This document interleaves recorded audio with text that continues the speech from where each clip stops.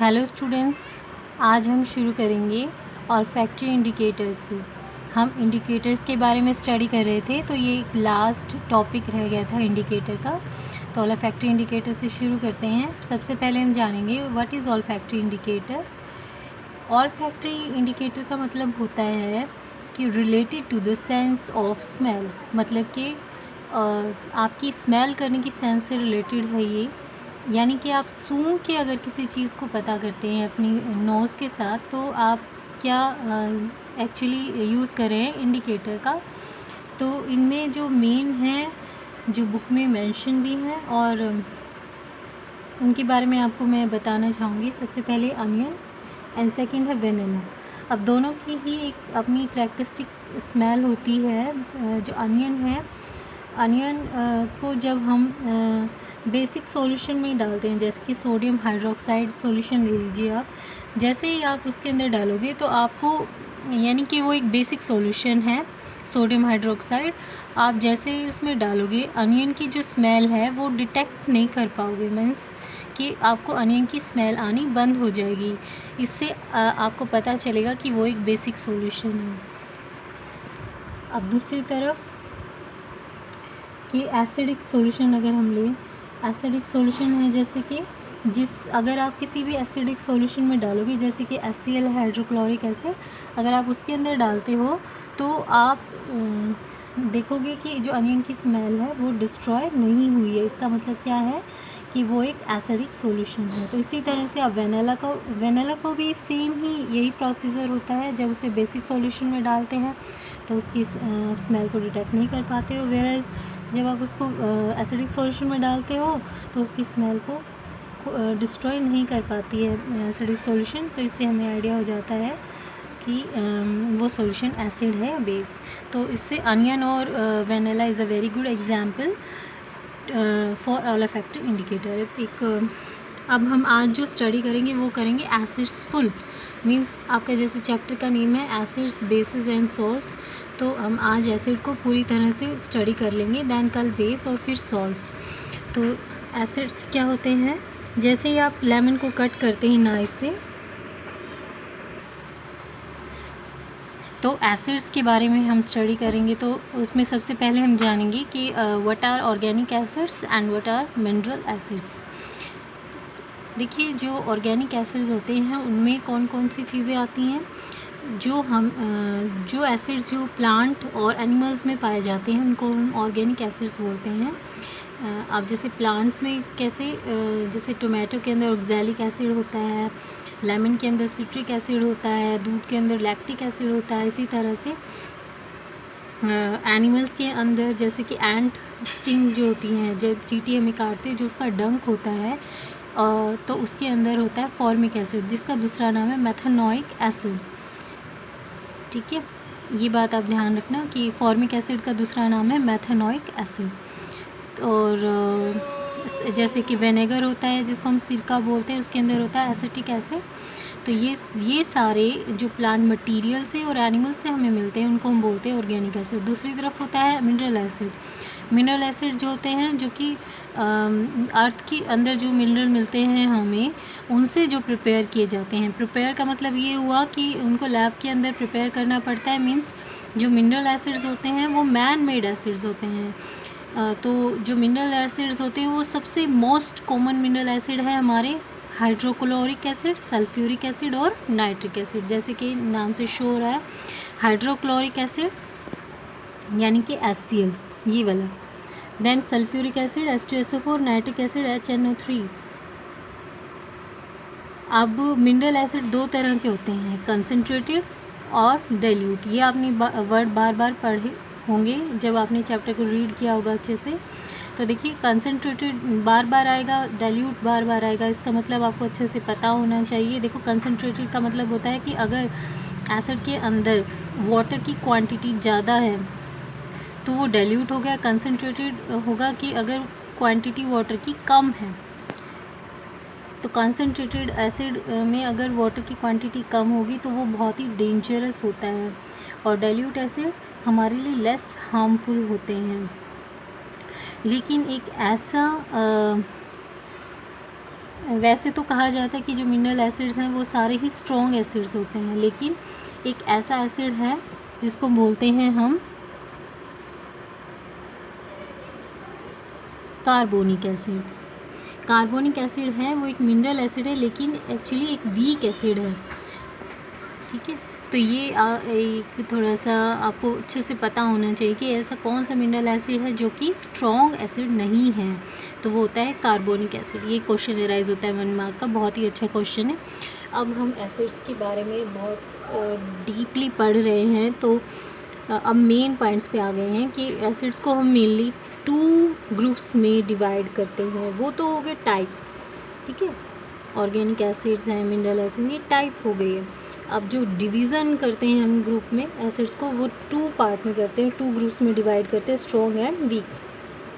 तो strong acids जैसे कि कुछ एग्जांपल हैं हाइड्रोक्लोरिक, सल्फ्यूरिक, नाइट्रिक।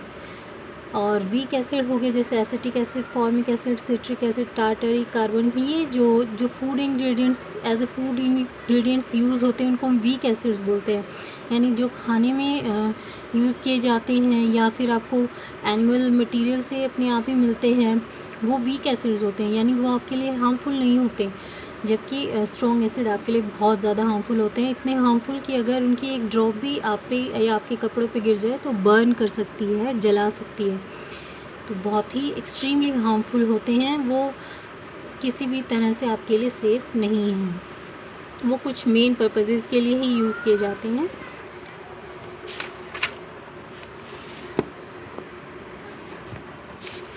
अब बात करते हैं प्रॉपर्टीज़ ऑफ एसिड्स की। ये आ जाता है, आपको पता होना चाहिए।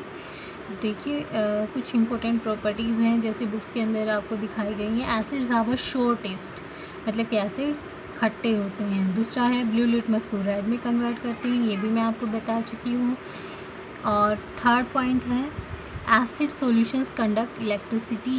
ये बहुत ही इम्पोर्टेंट पॉइंट है कि एसिड सॉल्यूशन जो है वो इलेक्ट्रिसिटी कंडक्ट कर सकता है, मीन्स उसके अंदर से इलेक्ट्रिसिटी पास हो सकती है, ठीक है। अब ये कहता है कि जब कोई ये फोर्थ पॉइंट है प्रॉपर्टीज़ में कि जब कोई एसिड मेटल के साथ रिएक्ट करता है तो वो salt plus hydrogen gas form करता है। जैसे कि एग्जांपल दे रखा है जिंक का, एक मेटल है जिंक, सॉलिड फॉर्म में है। जब वो सल्फ्यूरिक एसिड के साथ रिएक्ट करता है तो जिंक सल्फेट बनाता है, यानी कि सॉल्ट एक तरह का, and plus hydrogen gas. Then उसके बाद आपका 5th पॉइंट आता है प्रॉपर्टीज़ ऑफ एसिड में कि जब एसिड किसी मेटल कार्बोनेट के साथ रिएक्ट करता है तो सॉल्ट के साथ carbon dioxide plus water form करता है, carbon dioxide gas plus water form करता है। जैसे कि एग्जांपल दे दिया है मेटल कार्बोनेट में, मेटल यानी सोडियम कार्बोनेट इसके साथ डिटैच है तो सोडियम कार्बोनेट बन गया। जब हाइड्रोक्लोरिक एसिड एक स्ट्रॉन्ग एसिड के साथ इसको रिएक्ट कराया गया तो sodium chloride NaCl common salt बनाया, साथ में कार्बन डाइऑक्साइड गैस रिलीज़ हुई प्लस वाटर। देन उसके बाद बहुत सारे एग्जाम्पल हैं, मैं आपको दिखा देती हूँ, आप इनको अच्छे से अपनी नोटबुक में लिख लेना, उनको समझ लेना। अगर ना आए तो कमेंट के साथ मुझे नीचे मेंशन कर देना ताकि मैं उनको दोबारा से समझा सकूँ, रिपीट कर दूँगी मैं। देन उसके बाद है 6th पॉइंट है metal react with bases to form salt in water. हाँ, ये बहुत ही अच्छी इम्पोर्टेंट रिएक्शन है कि जब एसिड प्लस बेस, यानी एसिड जब बेस के साथ किसी भी बेस के साथ रिएक्ट करता है तो सॉल्ट एंड वाटर फॉर्म करता है। एक एग्जाम्पल नीचे दिया गया है NaOH। ये एक बेस है, sodium hydroxide plus HCl hydrochloric acid जो कि एक स्ट्रॉन्ग एसिड है, जब मिलते हैं तो कॉमन सॉल्ट यानी NaCl फॉर्म करते हैं प्लस वाटर। तो ये एक बहुत ही अच्छा एग्जाम्पल है कि जब एसिड बेसिस के साथ रिएक्ट करते हैं तो सॉल्ट एंड वाटर फॉर्म करते हैं। उसके बाद 7th पॉइंट है जब एसिड मेटल ऑक्साइड के साथ रिएक्ट करता है तो क्या होगा। देखिए, जब एसिड मेटल ऑक्साइड के साथ रिएक्ट करता है तो सॉल्ट वाटर ही बनाता है। जैसे कि यहाँ पे कॉपर ऑक्साइड है जो कि ब्लैक कलर का होता है, सॉलिड फॉर्म। ये देखो यहाँ पे जो S है ना, इसका मतलब होता है सॉलिड फॉर्म में है ये कॉपर ऑक्साइड, ठीक है। देन हाइड्रोक्लोरिक एसिड जो कि एक्वस फॉर्म में है। देन ये क्या फॉर्म कर रहा है, कॉपर क्लोराइड, यानी एक ब्लूइश ग्रीन कलर का कॉपर क्लोराइड बन जाता है, ठीक है। देन उसके साथ में ये एक सॉल्ट है एक टाइप का, एंड प्लस वाटर फॉर्म किया। तो ये वाली रिएक्शन को इस तरह से शो किया विद एग्जाम्पल। और भी एग्जाम्पल हो सकते हैं, तो आप उनको भी अच्छे से लिखें और समझें। जो चीज़ ना समझ आए वो मुझे बताएं। देन 8th पॉइंट है acids have corrosive nature. Corrosive nature का मतलब क्या होता है? कोरोसिव का मतलब होता है कि जो एसिड हैं वो उनमें कोरोजन की वो होती है, प्रॉब्लम होती है एक्चुअली। देखिए यहाँ पे डेफिनेशन इसकी बताई गई है, व्हाट इज़ कोरोसिव एक्चुअली। इसको थोड़ा सा क्लियर करती हूँ मैं।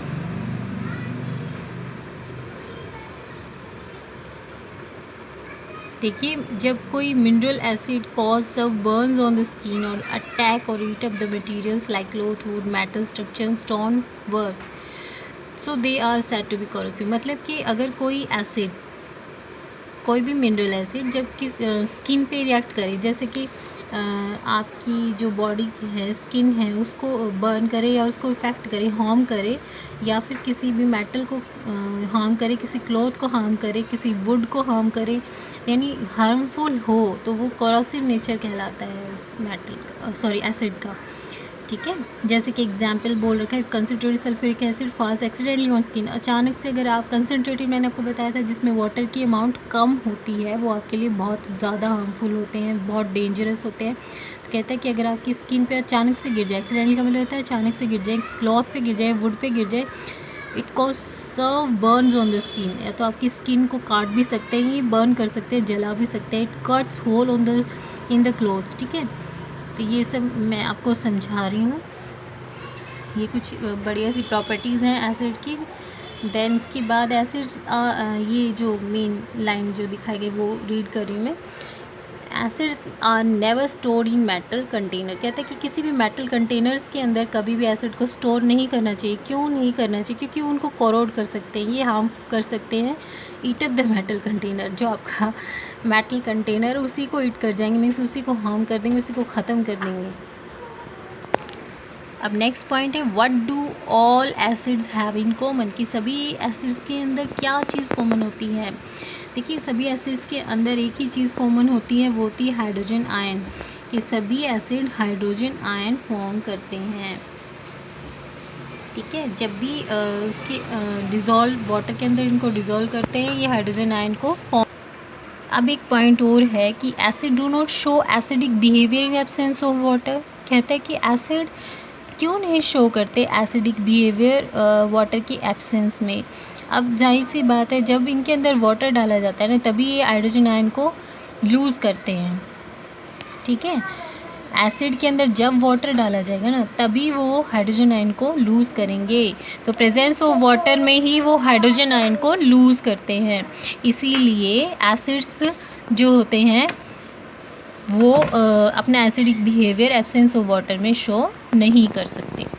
देन आपको मैं बताती हूँ what is the definition of strong and weak acid.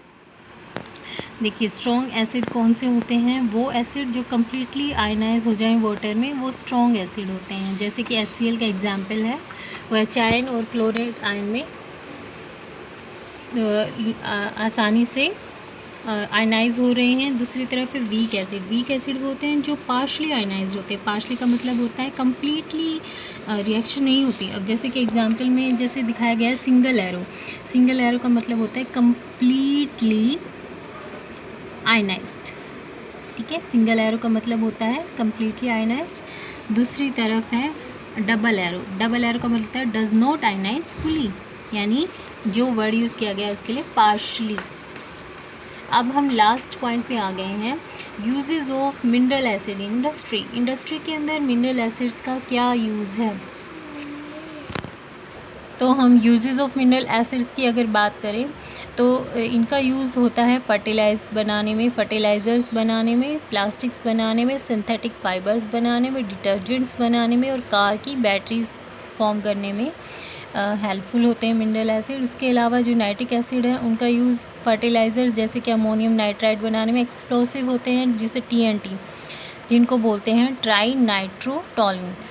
Dies और प्लास्टिक बनाने में इनका यूज़ होता है। उसके बाद है HCl यानी हाइड्रोक्लोरिक एसिड का यूज़ होता है removing oxide film from steel object. कोई भी स्टील का जो बर्तन है या कोई ऑब्जेक्ट है कुछ भी है उसमें से अगर ऑक्साइड की जो लेयर उनके ऊपर जमा हो जाती है उसको रिमूव करना है तो उनको HCl में डाल दो, उसके ऊपर से आसानी से वो लेयर हट जाएगी। तो ये था एसिड्स। नेक्स्ट मैं वीडियो के अंदर लेके आऊँगी पूरा का पूरा बेस एंड देन सॉल्ट्स, और फिर ये चैप्टर फिनिश हो जाएगा। तो अच्छे से आप स्टडी कीजिए। अगर कोई प्रॉब्लम है तो कमेंट के ज़रिए नीचे मुझे ज़रूर बताइए। अगर अच्छी लगे तो भी बताइए। Thank you.